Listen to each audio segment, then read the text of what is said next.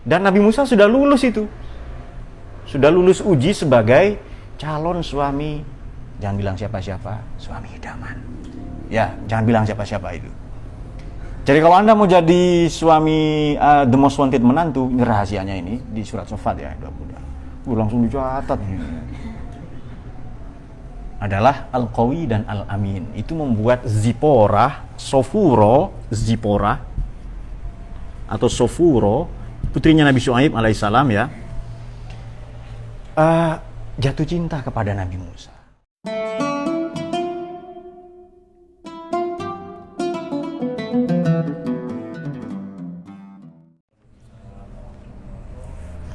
Allahumma shalli ala sayyidina Muhammad.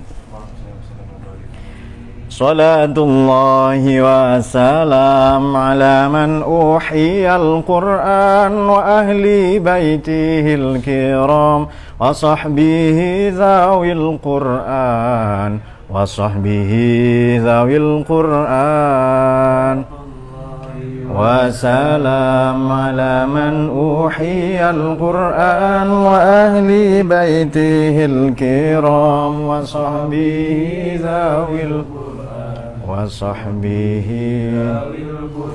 سلام الله والرضوان على من عظم القرآن بقلب خالص نوى محب الراغب القرآن فطوبى من تعلم وبعد علم القرآن وسلام على من أوحي القرآن وأهل بيته الكرام وصحبه ذوي القرآن وصحبه وفاز من تكلم مع الرحمن بالقرآن وخاب من تجنب عليه لعنة القرآن ولا قارين في الدنيا ولا الأخرى سوى القرآن وسلام على من أوحي القرآن بيته الكرام وصحبه ذوي القرآن ولا شافيع ذا الأعلى لدى المولى عدا القرآن وشافيع مشفع ومنجي صاحب القرآن وما خلا مصدقون على من أعرض القرآن وسلام على من أوحي القرآن وأهل بيته الكرام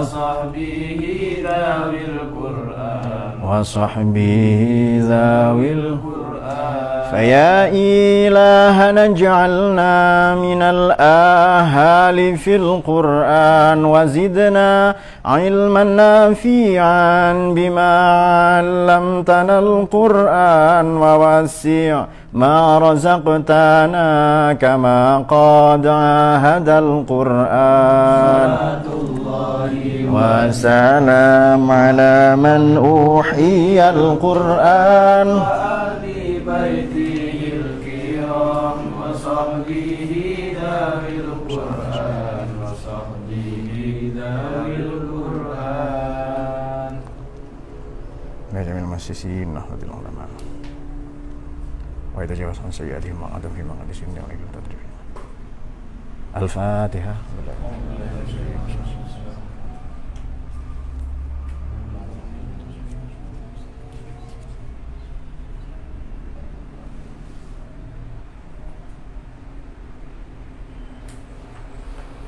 Bismillahirrahmanirrahim. Salatu wassalamu ala sayyidina Muhammad Rasulullah wa ala alihi washabihi wa sallam. Kita akan melanjutkan kajian tafsir Maudhu'i spesial pada hari lahir Jam'iyah Nahdlatul Ulama yang ke-95.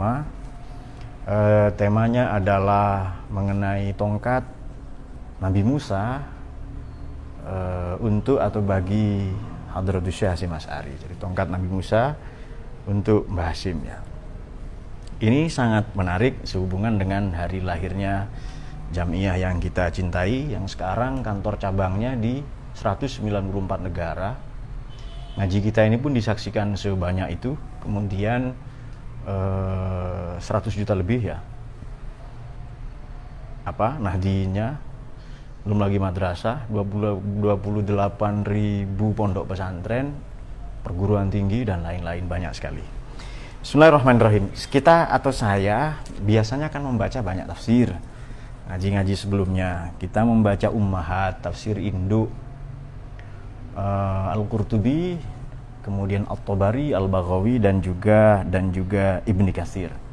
Kemudian kita juga membaca Jam'ul Aqwal, yakni tafsirnya Ibnul Jauzi dan Imam Al-Mawardi, An-Nukat Bang Uyun. Kita juga biasanya membaca Ammah ya. Ini yang lazim saya baca Mahasinut Ta'wil Al-Qasimi dan Fathul Qadir Asy-Syaukani ya. Juga Fathul Bayan. Kemudian untuk mausu'at kita biasa membaca Imam Razi dan Imam Al-Alusi. Untuk kita juga kadang membaca untuk korelasi ayat itu Adwaul Bayan dan Nazmud Duror fi tanasubi ayat wal Quran. Kita juga membaca tafsir kontemporer. Untuk konsentrasi bahasa Al-Lughah wal Balaghah lazim kita membaca Tahrir wa Tanwir. Kemudian Al-Bahrul Mahid ya.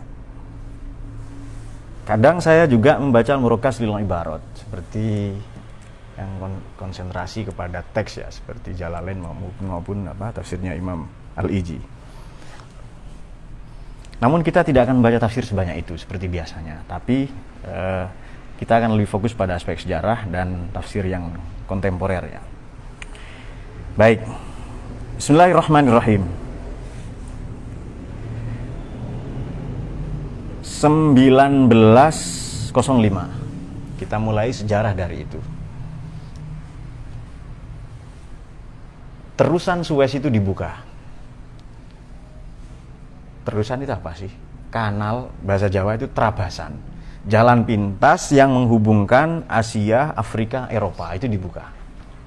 Dari Port Said, Bur Said, Pelabuhan Said.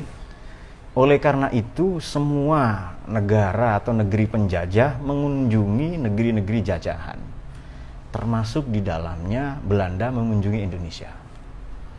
Namun demikian, Tweede Kamer, anggota parlemen Belanda, ini makanya kiai itu harus mu'arrikh ya, harus ahli sejarah, supaya kita tahu masa lalu itu bagaimana.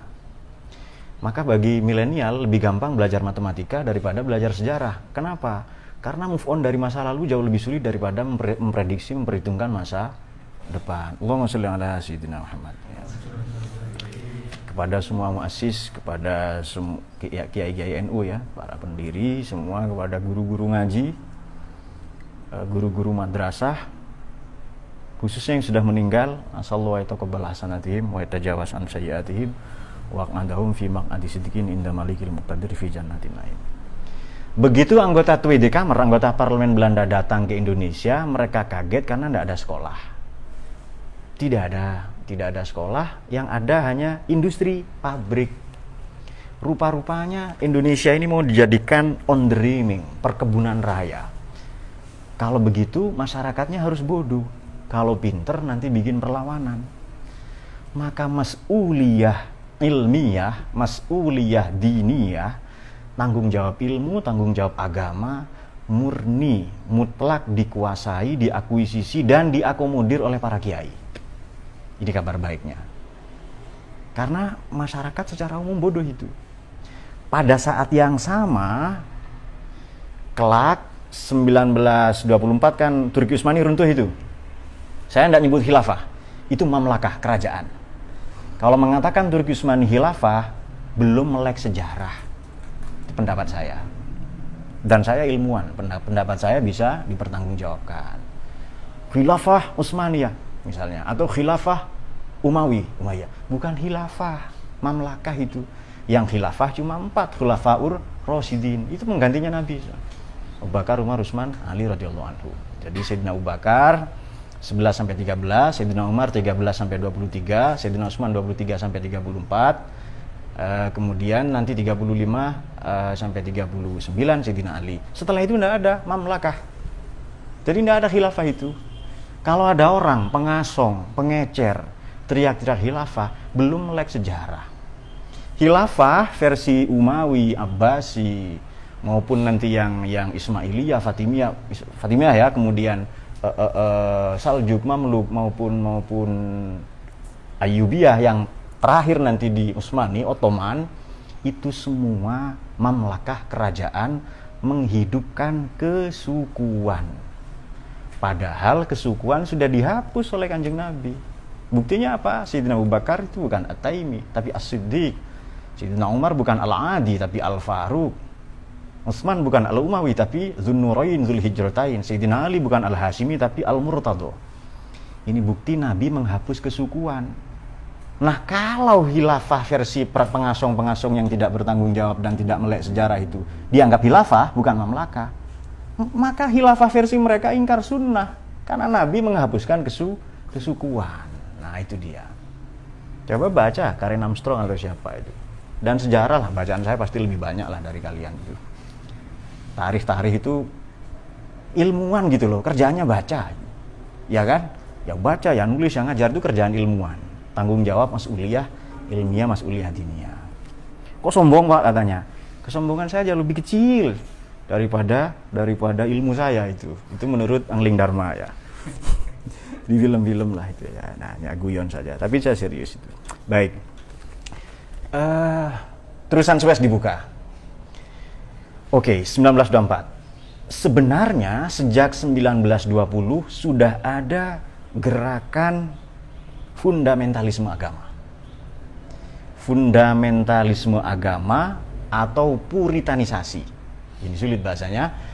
Pemurnian agama hanya dengan Quran hadis. Sudah itu. Dan pada tahun yang sama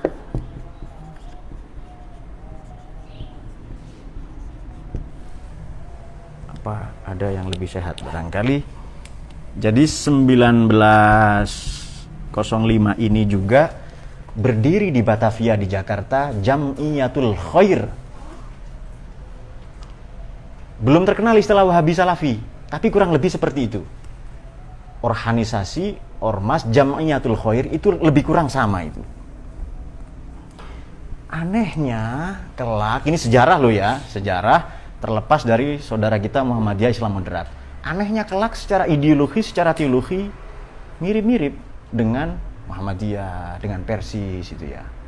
Nah, mirip-mirip dengan itu, dengan Al-Irsyad, Perserikatan Ulama, Persatuan Ulama dan lain-lain. Maka gerakan fundamentalisme, pemurnian agama otomatis tahlil, ziarah kubur, manaqib, dhibah, barzanji haram semua, syirik bid'ah semua. Artinya sejak 1905 terusan Suez dibuka bersamaan dengan Tweede Kamer, anggota parlemen Belanda datang ke Indonesia, pada saat yang sama dimulailah gerakan purification, pemurnian, purifikasi agama, fundamentalisme agama yang otomatis mengancam Islam tradisional, Ahlus Sunnah wal Jamaah. Itu dia. Lalu para ulama ini resah. Karena sudah jelas gerakannya 4T, takfiri, gampang mengkafir-kafirkan, tabdi'i, membid'ah-bid'ahkan, tasyriki, mensyirik-syirikan, pada saat yang sama tasykik, menanamkan propaganda, penyimpangan-penyimpangan, penyelewengan, disinformasi, penyebaran hoax lebih kurang, buzzer lah itu, zaman itu belum ada istilah, tapi kurang lebih seperti itu.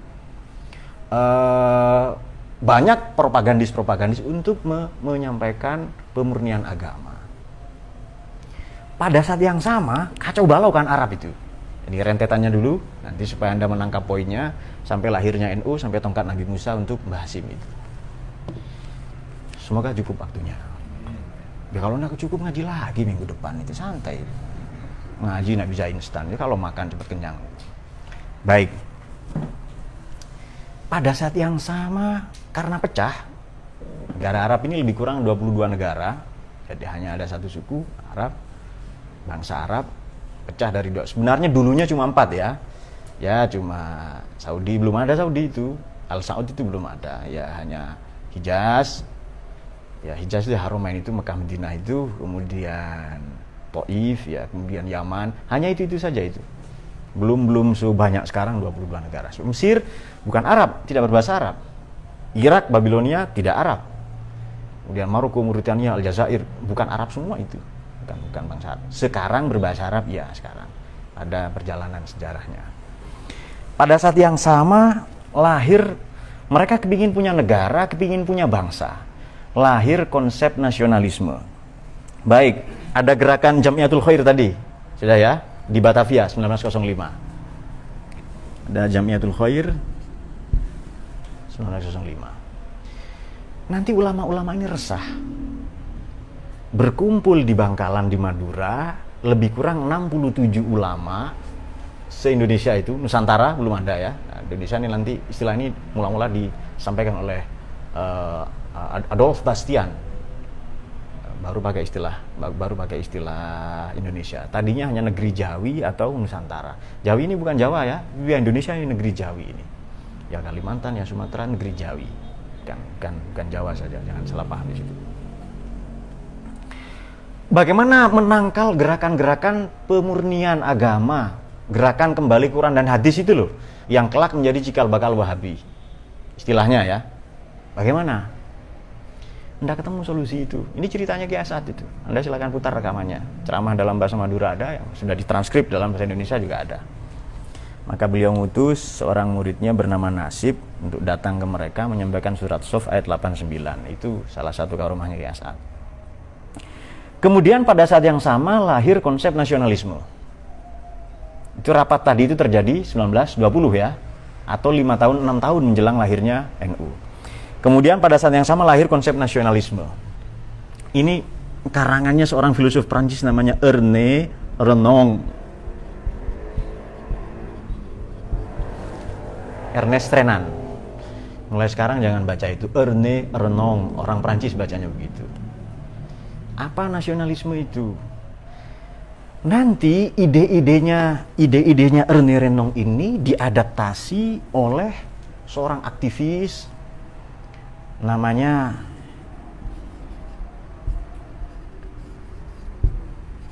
Michail Aflaq.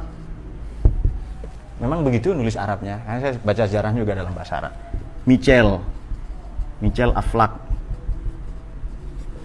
Michail Aflaq.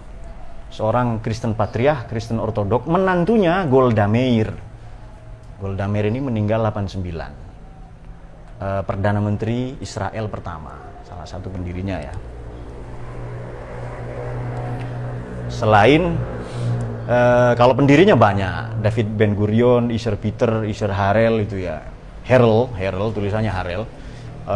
Kemudian mula-mula digagas oleh Theodor Herzl, itu seorang ideolog ya, untuk kembali ke Bukit Zion itu, ke Zionis itu. Nanti baca lagi sejarah itu. Michail Aflaq ini mendirikan Partai Ba'ath. Partainya ini namanya, nulisnya begitu, Ba'ath, Sa ya. Michail Aflaq meninggal 89, itu menantunya Golda Meir ya. Sudah. Ini konsep nasionalisme berkembang. Tapi nasionalisme mereka meninggalkan agama. Otomatis sekuler. Paham ya? Tapi begitu datang ke Indonesia nanti, berdiri gerakan-gerakan pemuda 28 nanti itu digeser oleh ya salah satunya oleh Bung Karno. Itu tidak. Ini sebenarnya saran dari para ulama ya. Nasionalisme itu apa sih? Hidup senasib sepenanggungan. Meminjam bahasanya, istilahnya Ernest Renan, kita kembalikan lagi setelah pinjam ya. Meminjam istilahnya Ernest Renan adalah la désir de vivre ensemble. Jadi desire for life together, hasrat hidup bersama, la désir, desire itu, de vivre ensemble itu hasrat hidup bersama, senasib sepenanggungan oleh karena kita dijajah Belanda. Timur tidak jajah Belanda itu. Makanya itu yang diutak-atik terus oleh mereka lah ya. Mereka yang punya kepentingan, akhirnya referendum waktu itu 1999. Sudah. Baik. Buntu. Pertemuan lagi 2 tahun kemudian sampai nanti 1924 bersamaan dengan runtuhnya Turki Utsmani itu, Syekhona Khalil, Mbah Khalil ini santrinya 50, enggak banyak. Kalau keluar satu baru terima satu lagi. Tapi yang 50 orang itu adalah Mbah Hasyim, ya, Mbah Wahab, Mbah Karim, Mbah Manap Lirboyo, Kiai Zaini Munim itu, Kiai Hasan Genggung, yang 50 orang itu. Memang tidak banyak, hanya terima, ini banyak versi. Wakilah beliau niru amaliyahnya niru amaliyahnya salah seorang nama besar dalam tasawuf, yakni Imam Fudail bin Iyad. Beliau santrinya cuma 300, tidak banyak itu. Lebih banyak santri kita kan ribuan, betul kan itu? Apalagi yang nonton ini streamingnya ini banyak sekali itu, di 194 negara ya kan? Apa tidak banyak itu? Followersnya saja 1,8 juta ya kan? Nah, Imam Fudail bin Iyad ini tirakat satu santri satu yasin. Berarti sehari beliau baca yasin itu, bukan yasin tok, surah yasin itu loh, sampai walai turja'un itu baca 300 kali. Ada satu pendapat Mbah Holil itu baca satu santri satu yasin, berarti 50 yasin tiap hari itu. Makanya santrinya hebat itu. Nah, lalu diutuslah seorang santri senior, kata Yaya As'ad waktu itu, Allah yarham, umurnya 26 atau 27 tahun. Diutus ke Jombang itu, ke Tebu Ireng untuk mengantarkan tongkat itu. Nah, tongkat itu yang mau kita baca. Nah, yang mau kita kaji ini ya. Baik. Resah, banyaknya kegelisahan mengenai Wahabisme di satu sisi dan penjajahan di sisi lain, jelas ya. Berdirinya NU jelas berarti ya.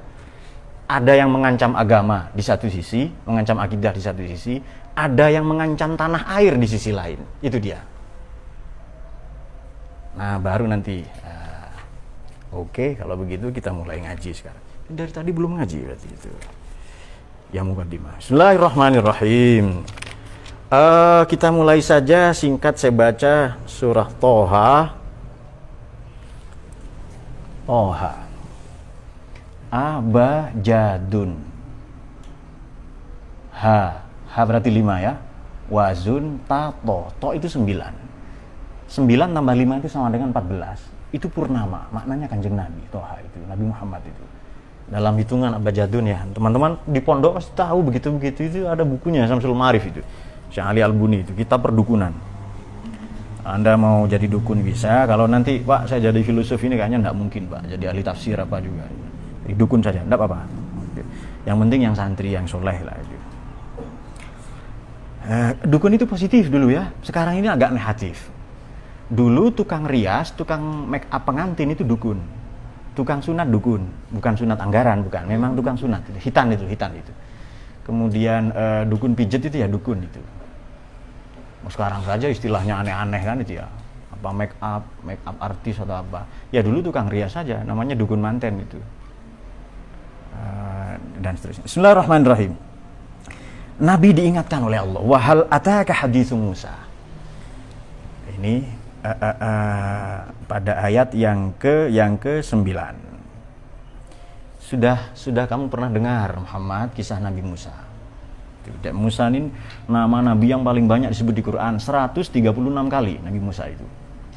Yang paling sedikit malah salah satu yang sedikit Nabi Muhammad, 4 kali, sama dengan Nabi Yunus hanya 4 kali.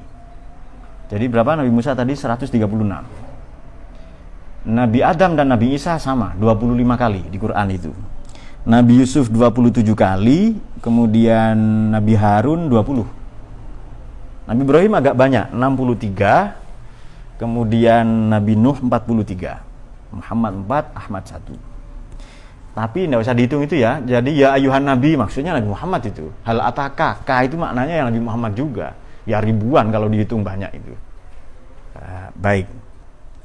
Yakni ketika ro'a naron faqala li ahlihim kusu, kamu tinggal di sini, saya akan mendatangi api itu. Walhasil Nabi Musa dapat wahyu. Singkat cerita begitu. Dipanggillah falamma tahanu dia ya Musa, wahai Musa, inni ana rabbuk. Sayalah Tuhanmu, fakhla'na laik. Tinggalkan terompahmu, sandalmu. Sudah tinggalkan urusan dunia, syahwat, nafsani, syaitoni, sudah tinggalkan itu semua itu. Naik ke itu loh ya. Jadi sejak saat itu ada tradisi mensucikan tempat-tempat ibadah. Kalau mau menghadap Allah, ya tinggalkan sandal. Maknanya betul-betul sandal atau sandal spiritual. Meninggalkan nafsu, ego, ananiyah itu yang ditinggalkan. Innaka bil wadil muqaddas itu. Ini kamu berada di lembah yang suci sekarang. Wa anakhtartuka fastami' lima yuha. Aku telah memilihmu, maknanya mengangkat menjadi nabi, nubuwah, prophethood. Dengarkan apa yang mau aku sampaikan. Innani anallah la ilaha illa ana. Ya Tuhan, tidak ada Tuhan selain saya. Sudah kita ulas ayat ini. La ilaha illa ana ini, la ilaha illallah, la ilaha illahu, la ilaha illa anta, sudah dibalas di kita banyak sekali juga ya. Bahkan saling berbalas pertanyaan. Aqimis sholata li dzikri. Jadi semua nabi ini sholat sebenarnya, hanya mungkin berbeda-beda. Aqim ini menjalankan dengan sempurna, lengkap syarat rukun. Maknanya aqim itu ya. Inna sa'ata atiyatun akadu ukhfiha litujza kullu nafsin bima tas'a. Oke, 15 itu. Kiamat pasti datang. Itu firman Tuhan demikian. Kemudian akan tetapi akadu ukhfiha. Saya merahasiakan. Kapan datangnya itu? Nggak ada yang tahu itu. Supaya nanti litujza kullu nafsin bima tas'a. Supaya setiap pribadi dibalas berdasarkan tas'a, perbuatan mereka. Itu ada nanti secara tematik, kita juga bisa mendapati di surat An-Najm 39, wa allaisa lil insan illa ma sa'a. Manusia tidak akan mendapatkan apapun kecuali yang diusahakan. Bagi para wahaboy, ayat ini adalah nggak berlaku ziarah kubur, tahlil, kirim Fatihah, tawassul itu. Dia hanya akan mendapatkan yang dia lakukan, katanya itu. Saya dari kejauhan, bro, baca tafsir lagi bro, saya begitu itu. Kemudian itu sudah dinasah bro gitu, dari kejauhan, tapi dia nggak dengar mereka. Ya bukan ilmuwan ya, enggak apa-apa. Kalau ada saudara kita belum tahu, ya kita didik supaya tahu. Cuma anehnya kadang ngotot merasa pinternya itu, saya enggak kuat begitu-gitu itu. Maka kita harus melawan. Baik. Fala yasuddannaka anha man la yu'minu biha wa tabahawahu fatarda. Apakah yang ada kemudian jangan kamu berpaling. Kamu jangan berpaling. Maknanya dipalingkan ya oleh berbagai hal terhadap kiamat, tidak fokus oleh mereka yang tidak beriman, tidak mengimani kiamat, artinya tidak beriman pada Tuhan, pada risalah, pada nubuah dan lain-lain, dan oleh mereka yang diperbudak hawa nafsunya. Kelak yang demikian itu fatarda, menyebabkan mereka binasa. Oke. Kira-kira dengan membaca ayat kiamat, ayat akhirat, orang tenggelam nggak itu dalam spiritualitas menurut Anda? Tenggelam nggak itu? Sementara kita sudah tahu ya di surat Ad-Dahr itu bagaimana ayatnya itu, wal tanzur nafsum ma qaddamat liwat. Manusia harus mempersiapkan hari esok, terutama di akhirat. Tenggelam kan dalam spiritualitas itu? Tenggelam nggak itu? Gimana itu? Oh ya sudah. Selesai berarti kalau gitu. Ketika manusia tenggelam dalam itu, dalam spiritualitas, fokus pada kiamat, fokus pada ibadah, ini juga bermakna egois. Egois kepada ibadah, serakah kepada ibadah, tanda kutip itu. Lupa enggak kira-kira urusan dunia itu? Lupa. Maka Allah menegur Nabi Musa yang sudah mulai lupa urusan dunia. Ilatan sana sibaka minat. Ya silahkan kamu berlomba-lomba. Darul akhirah ya kan? Wabtaghi fima takat darul akhirah. Walatan sana sibaka minat dunia. Jangan lupa kamu hidup di dunia sekarang. Ya berekonomi, berpendidikan, berbudaya, berpolitik, berjamiah, ber-NU itu. Jangan berwahabi. Nah, itu fokus itu semua. Baik, teguran Tuhan itu berbunyi, ini dia. Yang sangat keren ini ya. Wa ma tilka biyaminika ya Musa. Itu dia. Itu di tangan kananmu apa Musa? Alaihissalam. Nah, langsung saja kita buka Qurtubi. Ini berarti Ummahat ya, tafsir induk. Wafat 671. Kana al-khitab min Allah Ta'ala li Musa wahyan. Ini khitab untuk Nabi Musa sebagai wahyu li'annahu qala fastami' lima yuha pada ayat yang 20 itu. Ini khitab untuk Nabi Musa. Artinya, meskipun Allah bertanya, di tangan kananmu apa? Yang kamu pegang itu loh apa di tangan kananmu? Itu wahyu meskipun hanya begitu. Karena Nabi Musa alaihissalam oleh Allah dianugerahi untuk wakallamallahu Musa taklima. Bercakap-cakap, berdialog langsung dengan Allah melalui kalau kita melalui Quran ya. Itu langsung gitu, tanpa melalui malaikat Jibril. Alhasil malaikat Jibril ini cuti. Tidak pensiun dini, enggak, cuti di zaman Nabi Musa karena beliau mendengar firman Tuhan langsung. Baik. Oke. Langsung dijawab itu. Qala ya asai. Ini tongkat saya Tuhan. Dan ini jawabannya panjang banget ini. Memang nikmat sekali bercakap-cakap dengan Allah itu. Qala ya'soy atawakka'u, ini ayat yang dibacakan Mbah Hasib, Mbak Syekhona Khalil Bangkalan dititipkan kepada Kyai As'ad ya dengan tongkat itu, lalu Kyai As'ad membacakan itu. Ini dia. Wa ma tilka biyaminika ya Musa qala ya'soy atawakka'u 'alaiha wa ahshu bi 'ala ghanami wa liya fiha ma'arib ukhra. Baik. Sekarang kita buka tafsir At-Tabari. Tadi Al-Qurtubi, ini At-Tabari yang lebih tua ini, Ibnu Jarir. Atawakka'u maknanya atahamul 'alaiha fil masyi wal wuquf. Saya bertelekan, berpegangan pada tongkat saya ini ketika saya pergi, berjalan, atau ketika saya berhenti. Ketika saya berdiri atau ketika saya bersandar, duduk karena lelah ya. Karena beliau dari ini kan, dari Madian kan, dari rumah mertuanya. Dan Nabi Musa sudah lulus itu. Sudah lulus uji sebagai calon suami, jangan bilang siapa-siapa, suami idaman. Ya, jangan bilang siapa-siapa itu.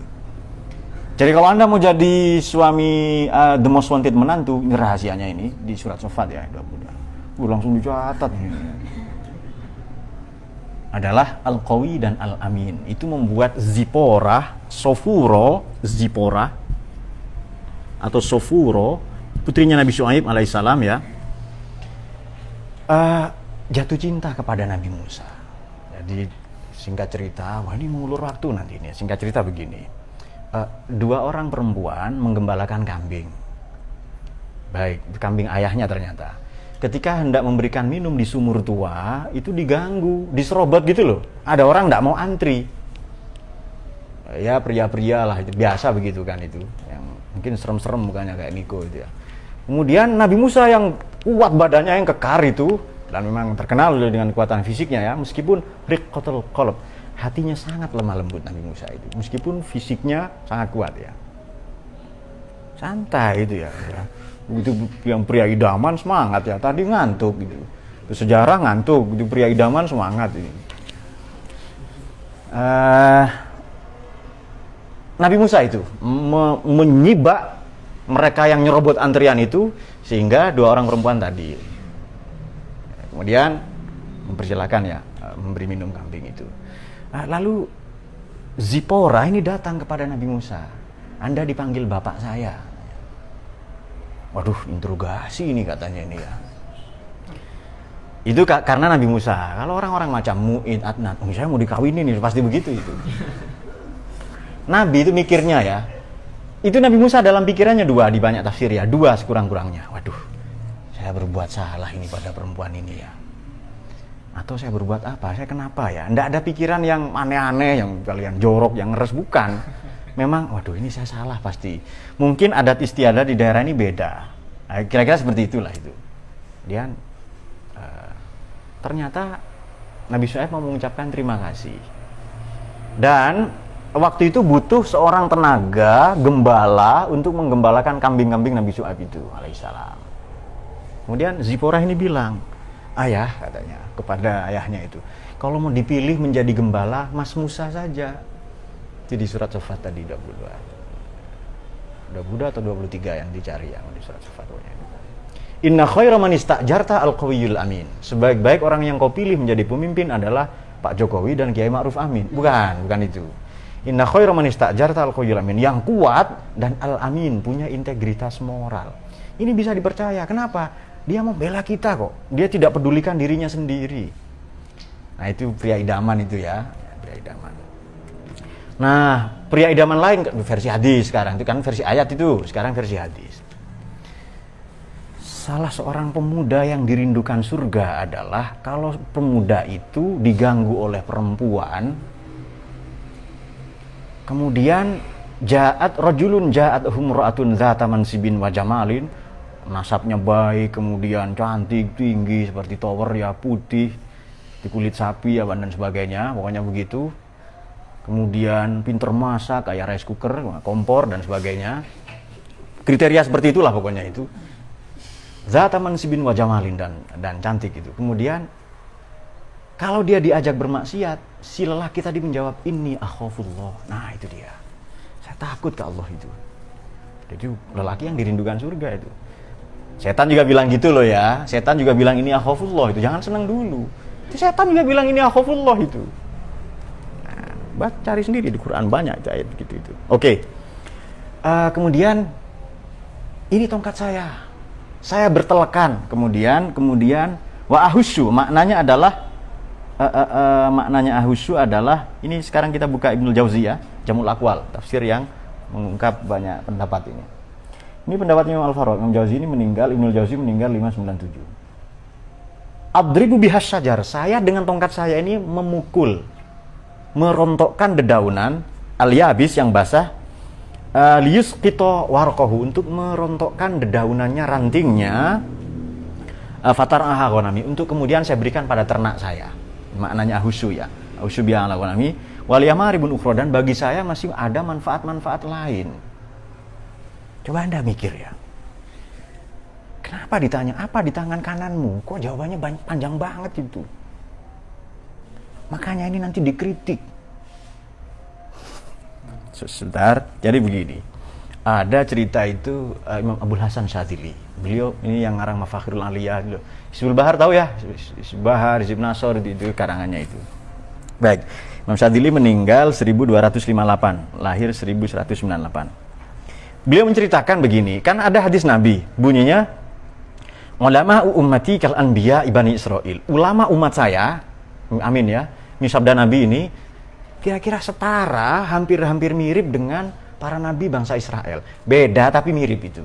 Nabi tentu nubuwah risalah ini derajat paling tinggi dari Allah ya.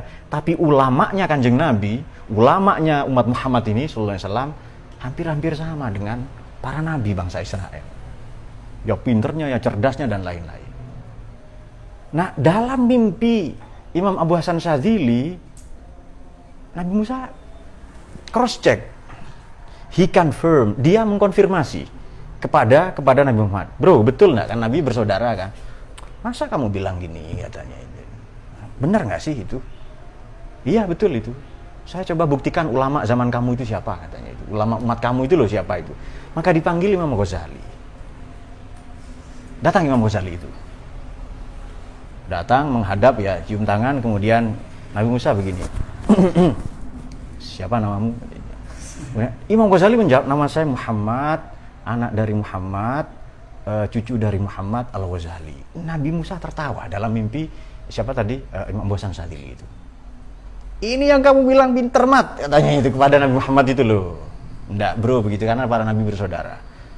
Ini Nabi Muhammad, apa orang seperti ini yang kamu anggap pinter katanya? Dari ulama kamu, dari umat kamu yang jadi ulama itu. Imam Ghazali begini, maaf ya Nabi Muhammad, boleh enggak saya counter katanya itu. Boleh enggak saya tanggapi, jangan counter, boleh enggak saya tanggapi? Iya silakan. Lalu Imam Ghazali bilang begini, ya kalimullah, wahai kalimullah yang oleh Allah dianugerahi berbicara langsung ya. Wahai Nabi Musa alaihissalam, bukankah engkau pernah ditanya oleh Tuhan dulu, wa matilka biyaminika ya Musa, di tangan kananmu apa? Bukan lantas kamu menjawab, ini tongkat saya bertelekan, saya pegang ini ketika berjalan dan duduk, ketika bepergian dan diam, di rumah juga merontokkan dedaunan, juga menggiring kambing-kambing, juga saya ada manfaat dan fungsi-fungsi lain. Itu ditanya di tangan kananmu apa? Kamu jawab tongkat, selesai. Nabi Musa menjawab lagi, itu karena saya bicara dengan Tuhan. Itu nikmat sekali bicara dengan Allah, saya ingin berlama-lama. Imam Ghazali bilang begini, ini maaf, ini Kanjeng Nabi boleh enggak saya jawab lagi? Iya silakan. Moderator Nabi Muhammad itu. Di tengah ya moderator itu. Kemudian demikianlah saya.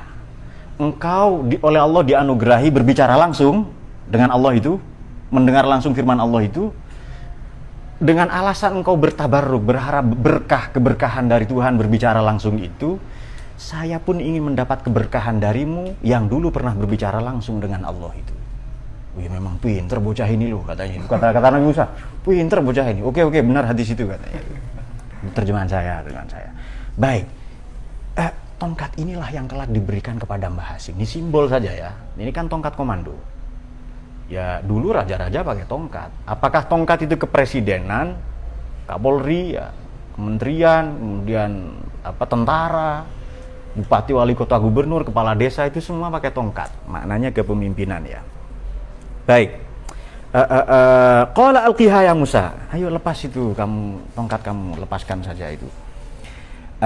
Baik, sekarang kita membuka Al-Qiha ya Musa ya. Mana tadi? Lemparkan tongkat itu pada ayat yang ke-19, lalu fa'alqiha alqaha fa idza hiya hayyatun tas'a. Qala khudh wa la takhaf sanu'iduha siratahal ula. Baik, kita akan membaca tafsirnya Imam Al-Qasimi Mahasinut Ta'wil. Ini ketika saya membaca Mahasinut Ta'wil ngaji yang lalu, ketika saya membaca pohon zaitun, buah tin zaitun itu loh, itu syajaratu buza, itu dikritik itu. Ini jangan cocokologi.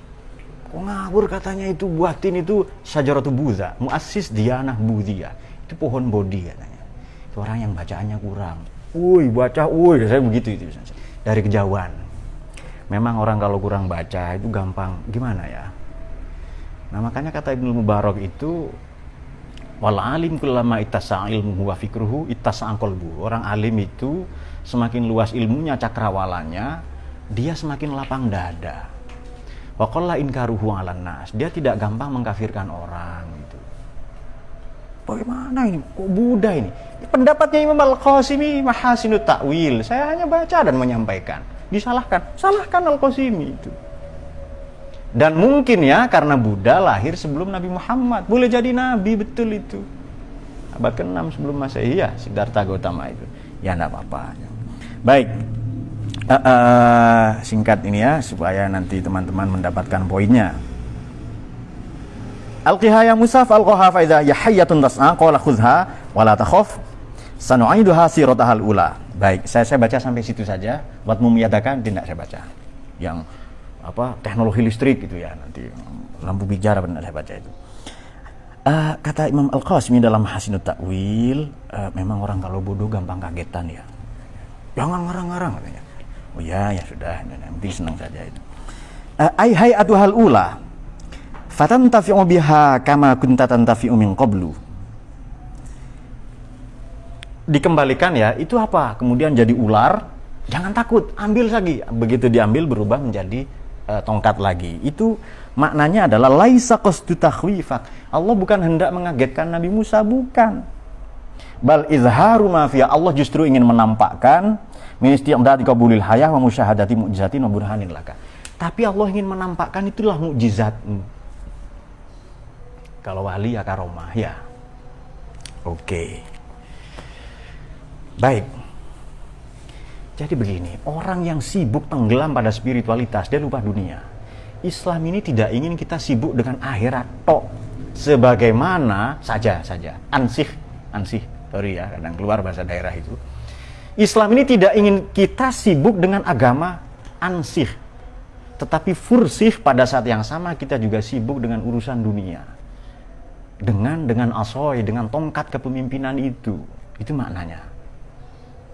Sibuk dengan materialisme berbahaya. Inilah kira-kira pesan dari Syekhuna Khalil kepada santri kinasihnya. Ini saya sudah mau mati ini, saya sudah mau wafat, mau meninggal ini. Ini tongkat kepemimpinan untuk kamu. Kamu jangan fokus pada mas'uliyah diniyah ilmiah.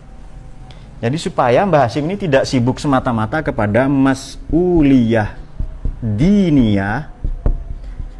Jangan kamu sibuk pada tanggung jawab agama sama ilmu atau ilmiah saja. Ada satu lagi mas'uliyah, yakni watoniyah.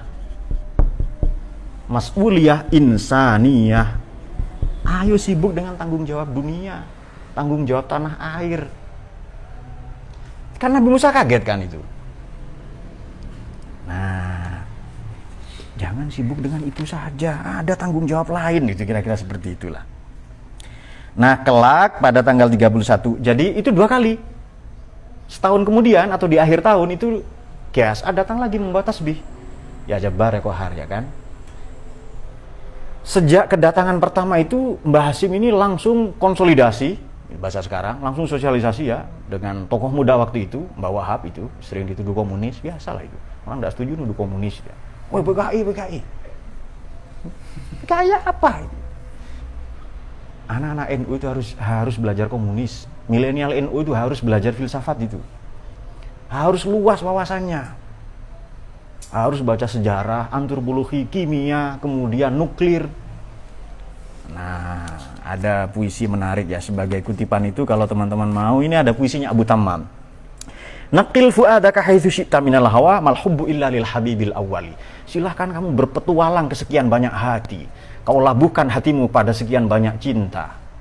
Tetapi mal hubbu illa lil habibil awwali. Cinta itu yang sejati adalah cinta pertama.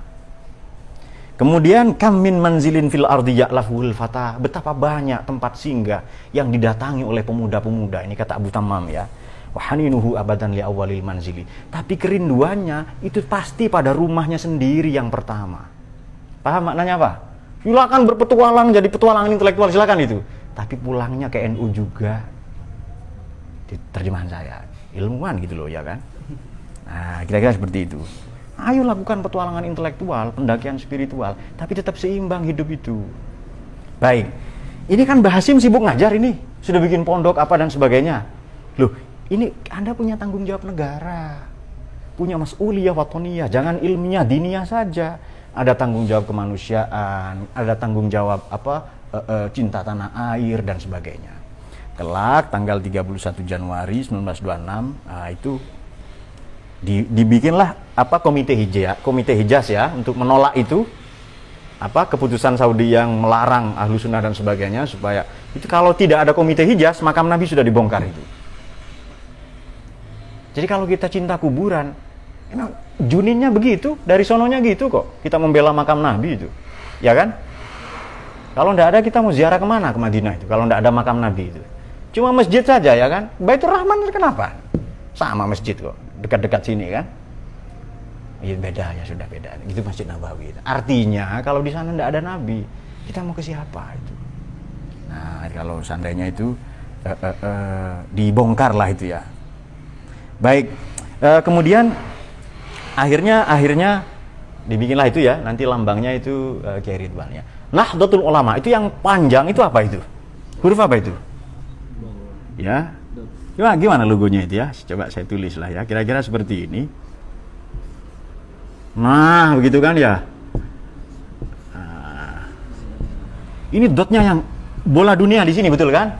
Lalu bintang-bintang ya, lalu tasbih rantai-rantai itu tasbih yang diberikan pada Mbah Hasyim ya kan, ya Jabar ya Qahar itu loh, melalui Kiasat itu.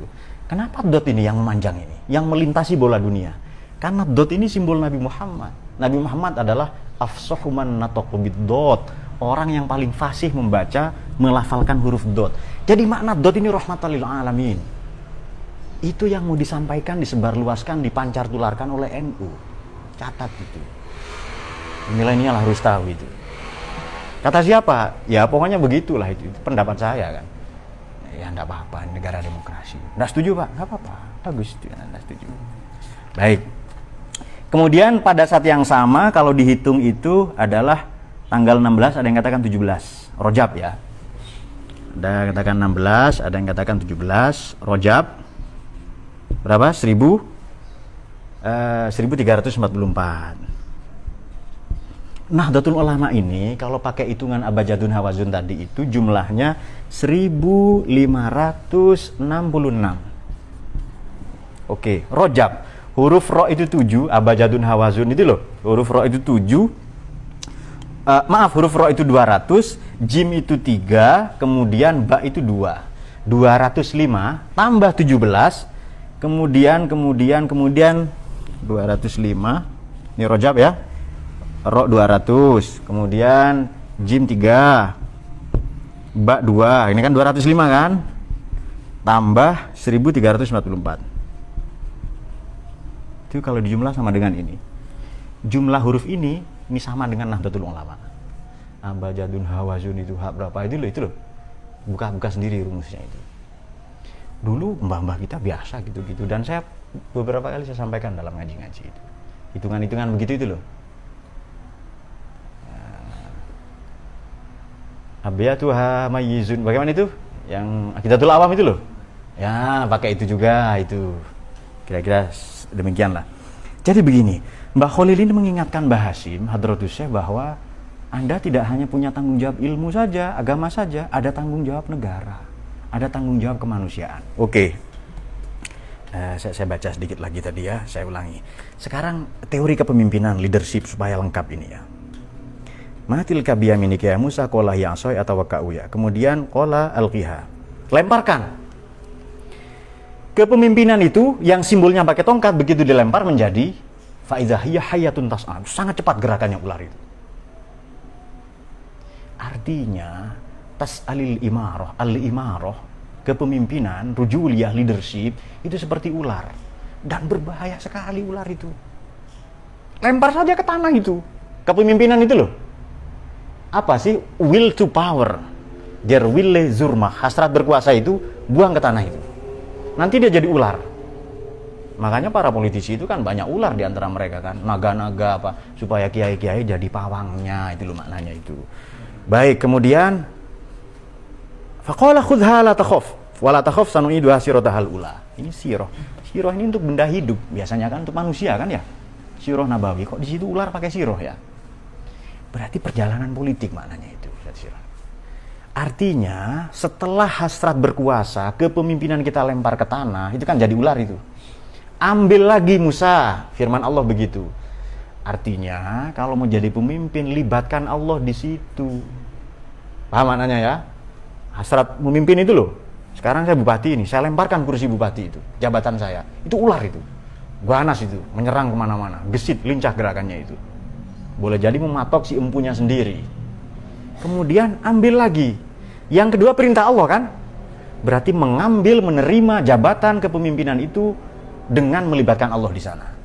Sudah paham itu? Hatta menjadi ketua NU dari ranting sampai pusat itu harus melibatkan Allah itu. Bukan karena ambisi tertentu. Ini yang mau saya sampaikan dari tadi sebenarnya. Jadi inti ngaji 2 menit tadi itu saja.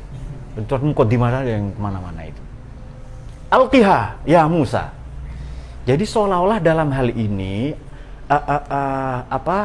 Mbah Khalil, Syekh Khalil Bangkalan mengingatkan santri kinasihnya Mbah Hasim itu, Hadratus itu loh.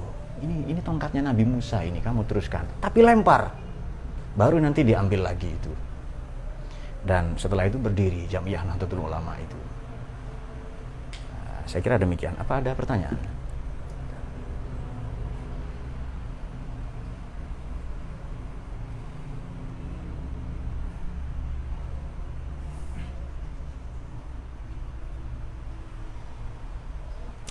Baik.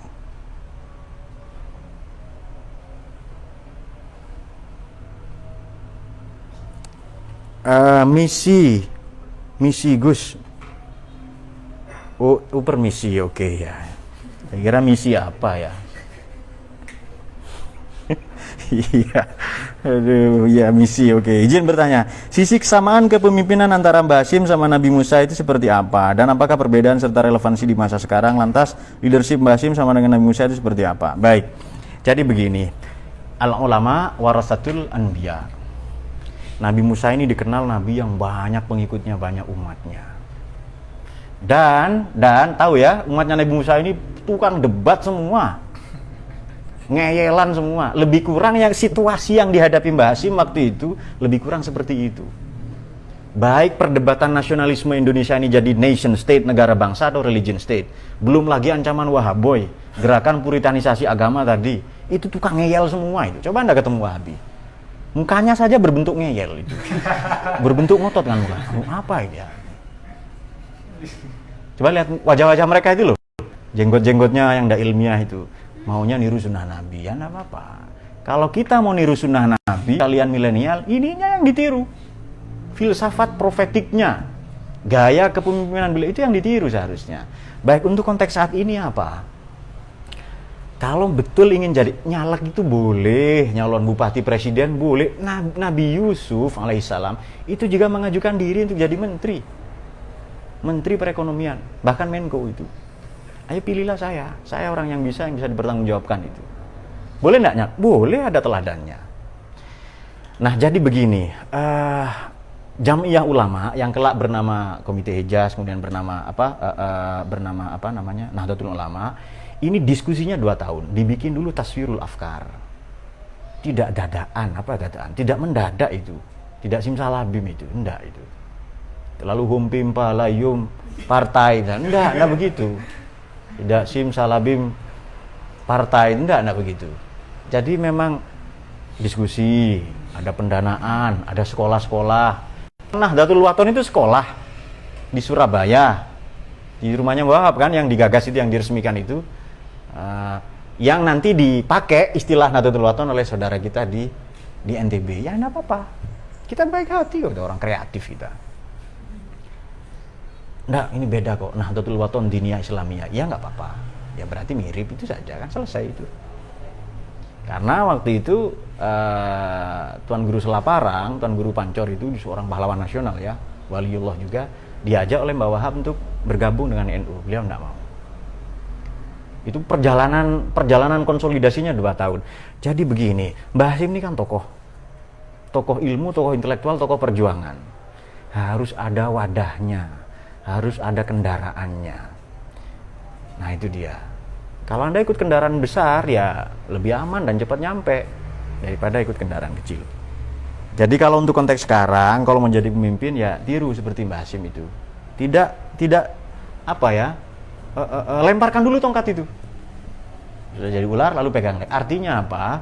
Sesekali mengambil jarak dengan itu. Ini supaya saya tidak terlalu berhasrat. Jadi sekarang, ya oknum-oknum anggota dewan, pemimpin-pemimpin kita, banyak yang tidak layak, betul ya. Sebagian sosialita, artis itu banyak sekali tidak layak. Baik.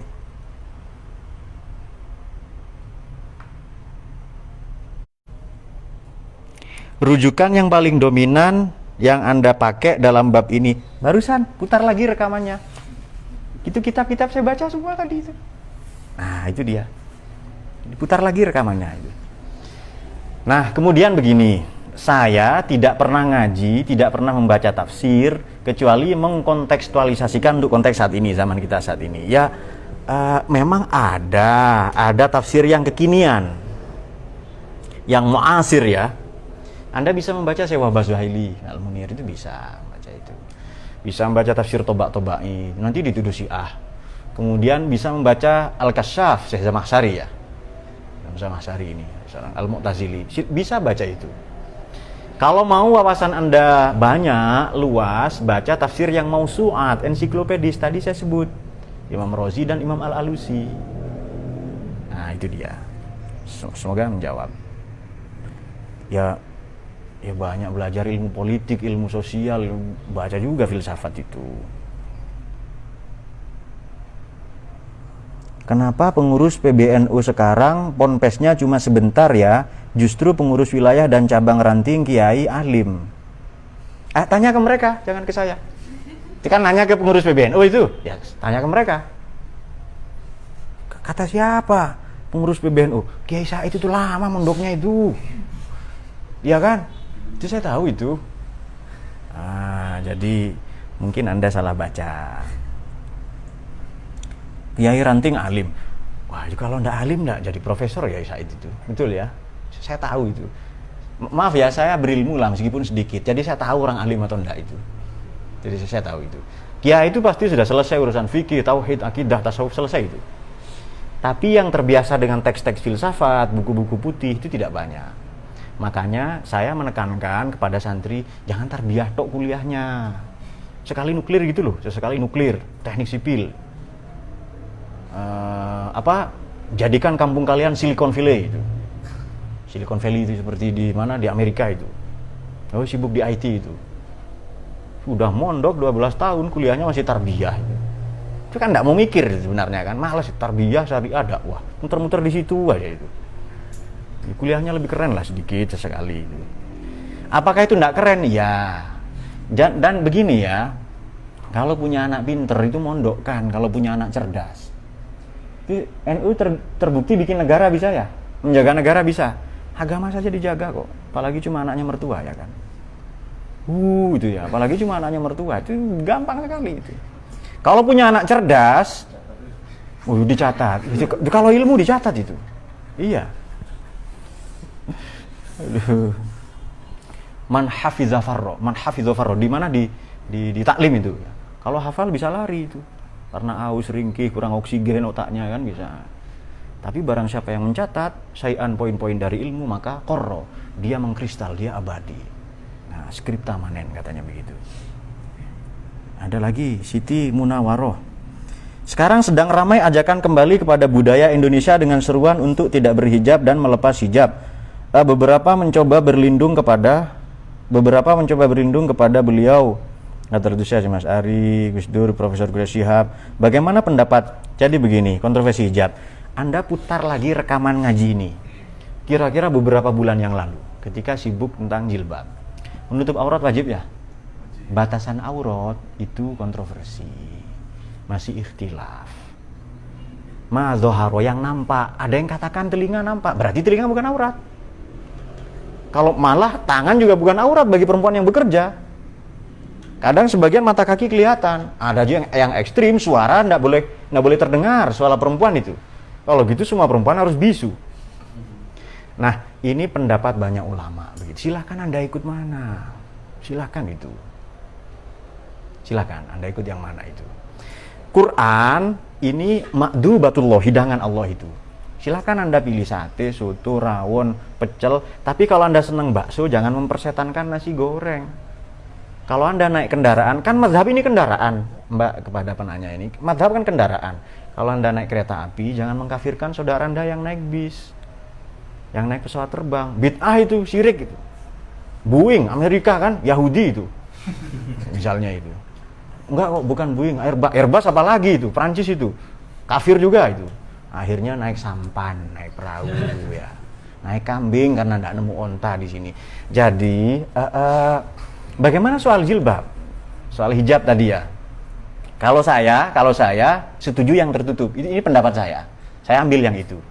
Bahwa ada orang yang menganggap itu bukan aurat, itu urusan mereka. Dan itu dibenarkan. Jadi Anda putar lagi ya. Waktu itu saya sampaikan banyak sekali literatur itu.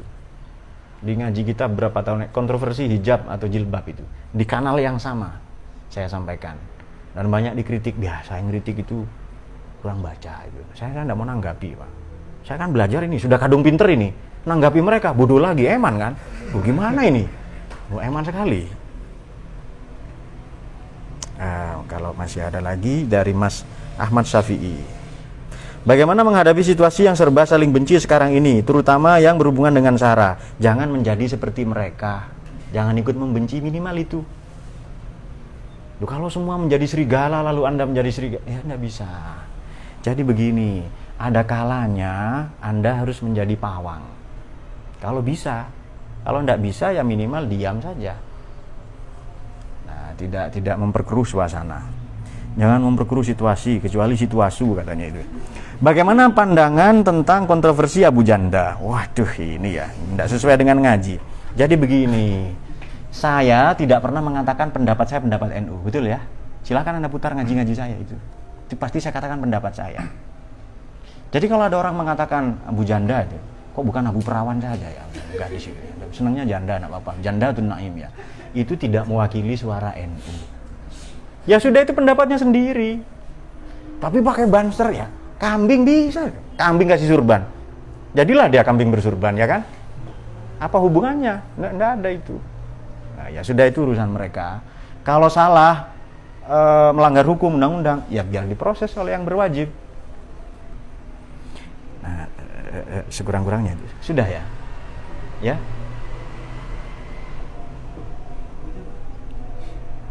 Jadi baik, saya kira itu semoga menjawab semua. Jadi intinya begini, Nahdlatul Ulama ini didirikan untuk apa? Jadi Jam'iyah ini didirikan untuk apa? Kita pelajari lagi.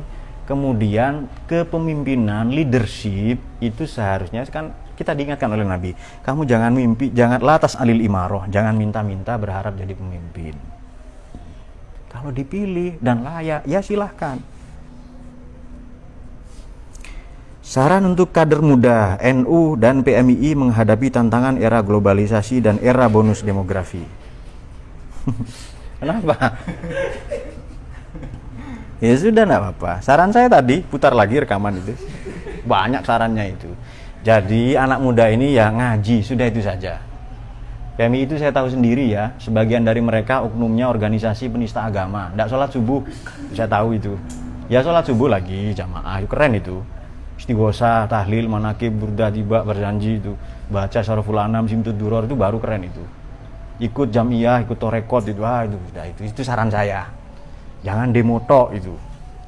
Kemudian untuk milenial NU, kita bagi beberapa faksi.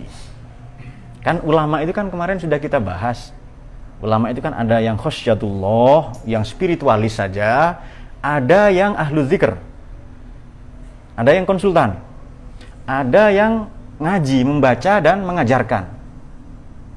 Yatlunal kitab wa mimma kuntum tadrusun. Ada yang ulama khosyatullah, ada yang rabbaniyin ribbiyun atau rabbaniyun, ada yang ahlu dzikr.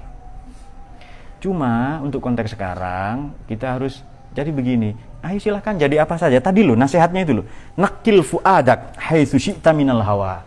Silahkan kamu cinta ini, organisasi ini, apa silahkan ke partai tertentu silahkan.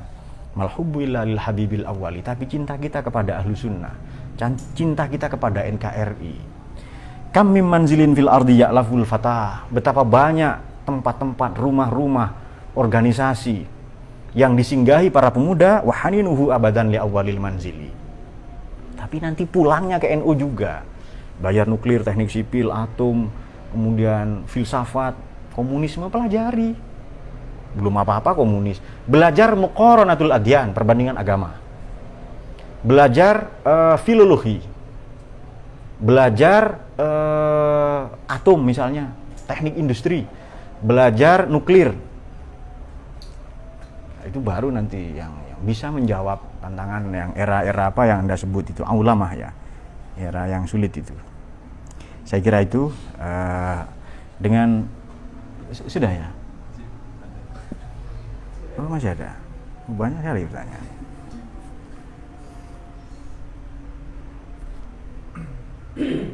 Dari Aditya Muhammad Dermawan,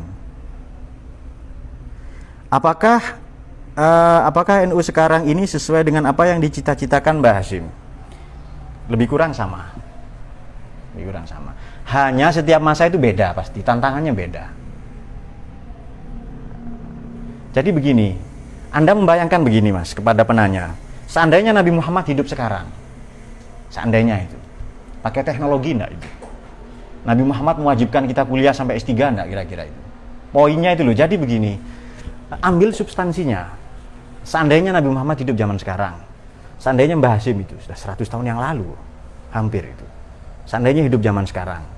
Nah, setiap pembangunan ini mengalami pergeseran.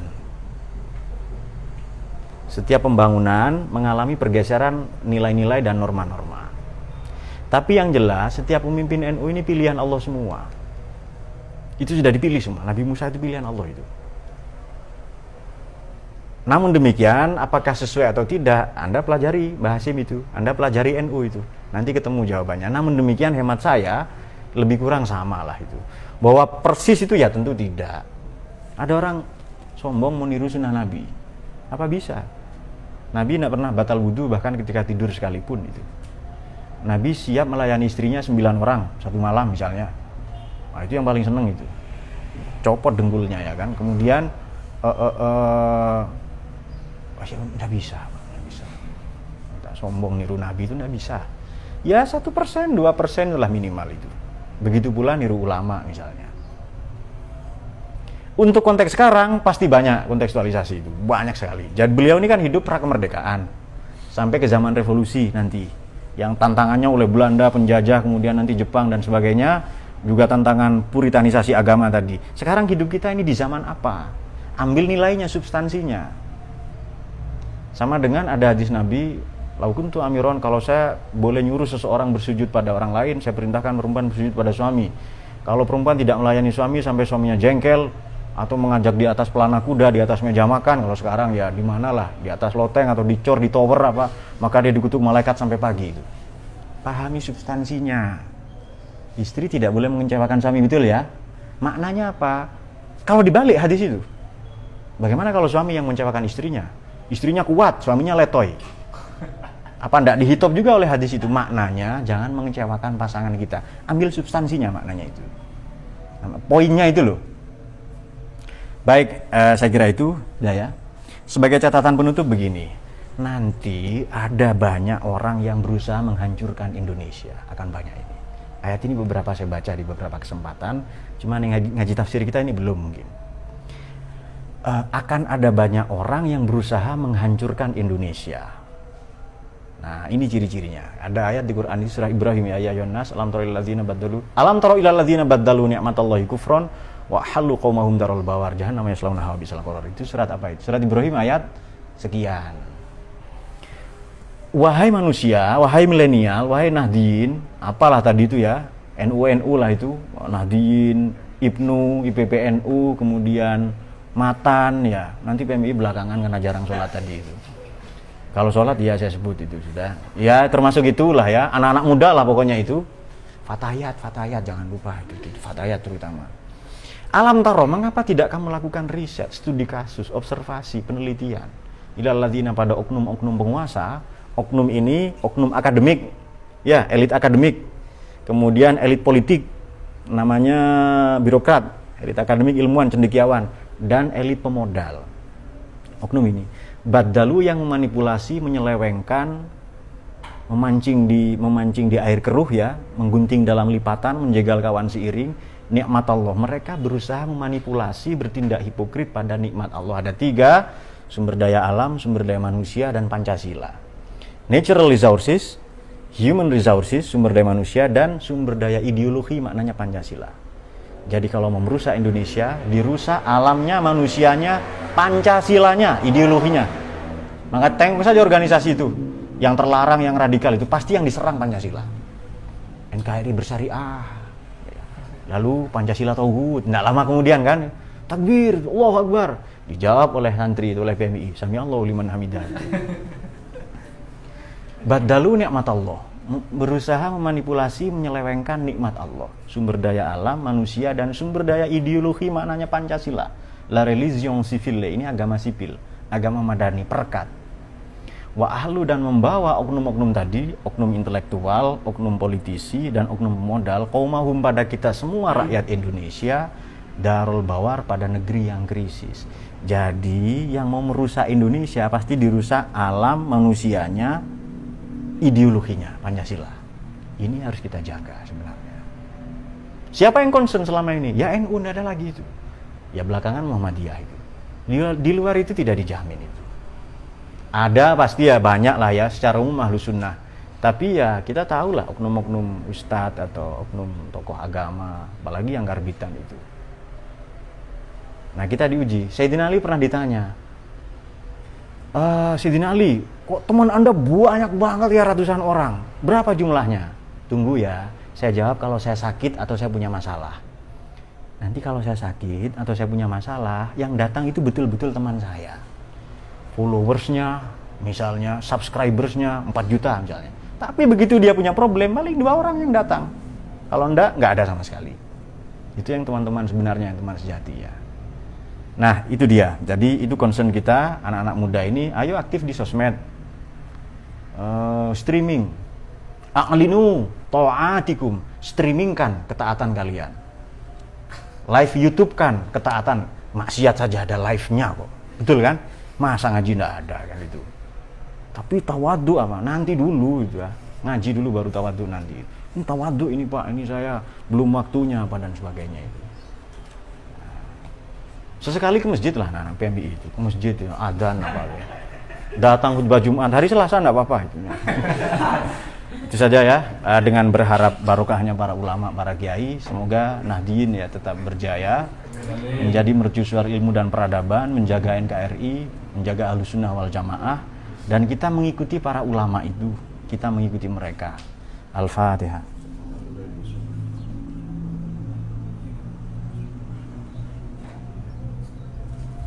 Allahumma arhamna bil Qur'an waj'alhu lana imaman wa nuran wa hudan wa rahmah.